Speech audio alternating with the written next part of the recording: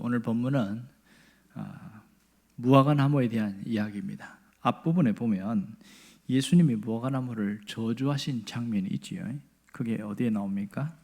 바로 앞에 나오면 쭉 보면 이렇게 14절에 보면 이제 무화과나무에 대해서 저주하셨어요. 왜 그랬을까? 그건 충분히 지난번에 한번 설명했죠. 아직 무화과나무의 때가 아닌데 잎이 무성한 거 보고 그랬다. 때가 아닌데 왜 그랬을까? 이런 문제가 생기는데 무화과나무는 이렇게 이야기했습니다. 11월 달에 이제 열매를 다 따고 나면 그 다음 이제 이듬 겨울을 지나면서 3월, 4월에 그 요만큼 남아 있는 게 있어요. 이렇게 남아 있는 거. 이건 맛도 없고 뭐 영양가도 많지는 않습니다. 그런데 배고픈 사람에게는 이게 굉장히 절대적인 어떤 그 양식이거든요. 그러니까 가난한 사람들이나 먹을 것이 없는 사람들은 이 무화과나무 그때 있는 열매를 먹습니다. 그러고 나서 뒤에 진짜 열매가 맺혀요. 그러니까 아직 때가 아니라는 것은 원래 제대로 된 열매를 맺을 때가 아니다, 그런 얘기합니다. 그러면 왜 예수님이 무화과나무를 저주하셨느냐, 이 부분을 오늘 다루게 되는데, 이 무화과나무는 상징입니다. 이스라엘이라는 하는 나라의 상징이 무화과나무입니다. 그렇다면 이 이스라엘 나라에서 대놓고 저주할 수는 없잖아요. 이스라엘 나라에 대해서 너무 문제가 많은 걸 무화과나무 나무를 보면서 현실을 비유하신 것이라고 볼 수 있겠죠.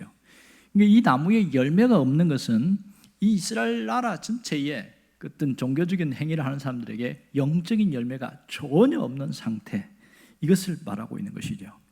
그럼 무화과나무의 존재 가치는 나무에 줄기 있는 게 아니고 열매 있단 말이에요. 그러니까 무화과나무의 존재 가치가 없음을 말하고 있습니다. 자, 여기서 잎이 무성하다 이 얘기를 했습니다.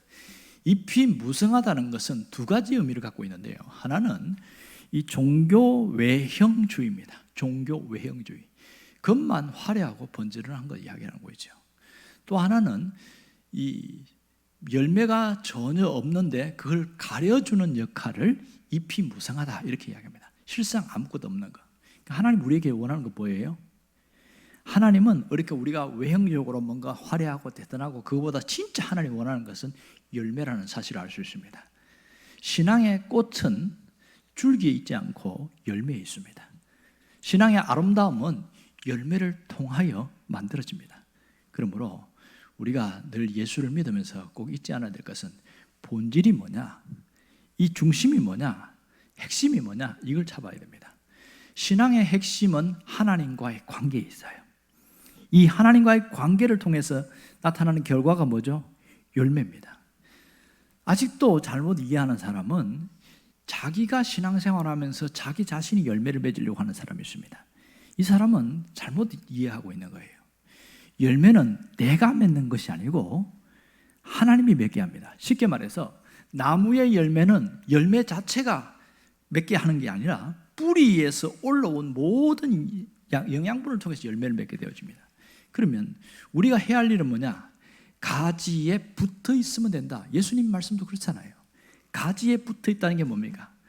주님 중심으로 신앙생활을 하는 것, 이게 핵심입니다. 그러므로 우리가 이 주님 중심으로 신앙생활을 하지 않으면 끊임없이 외형적인 거, 내 속이 썩어 들어가고 아무것도 없으니까 자꾸 밖에 걸 뭔가 드러내려고 하는 그런 문제가 있습니다. 자, 열매를 맺어야 된다 하면 사실은 여기에 자신감 가지고 말할 사람 별로 없습니다. 열매를 맺고 있습니까? 이렇게 물어보면 대답을 잘 못하더라고요. 열매를 맺고 있는가? 열매는 무엇으로 나타납니까? 주님을 통하여 살아가는 신앙의 삶을 통해서 나타납니다. 성령의 열매가 갈라디아서 5장에 나오는데 9가지 열매가 있습니다. 그 열매의 핵심은 어디서 출발하냐? 사랑입니다. 사랑에서 나머지 8가지 열매가 쫙 맺혀 나갑니다. 그러므로 고린도서 13장에서도 이야기하듯이 사랑이 가장 최고의 열매인 것을 알 수가 있습니다. 그렇다면 내 안에 주님을 사랑하는 마음이 있고 내가 사람들에 대한 사랑의 마음이 있다면 열매를 맺히고 있다, 이렇게 이야기하고 있겠죠. 크기는 차이가 날 수 있지만 열매를 맺히고 있는 겁니다. 마태복음 22장에서 우리가 본 것처럼 주 너의 하나님을 어떻게 사랑하라고 그랬어요? 마음을 다하고 뜻을 다하고 목숨을 다하여 하나님을 사랑하라. 이건 지난번에 그 얘기했죠. 내가 하나님을 무조건 사랑해야 된다, 그것이 아니고 하나님의 사랑을 받아들이는 것이 먼저 순서다 이랬습니다. 그 사랑을 받은 만큼 그냥 흘려보내는 것이 이웃사랑입니다. 이웃을 사랑할 때도 조건이 있지. 어떻게 사랑해야 됩니까? 이웃을 사랑할 때 어떻게 사랑해야 됩니까? 나를 끔찍히 아끼듯이 다른 사람도 그렇게 아껴라, 이 뜻입니다.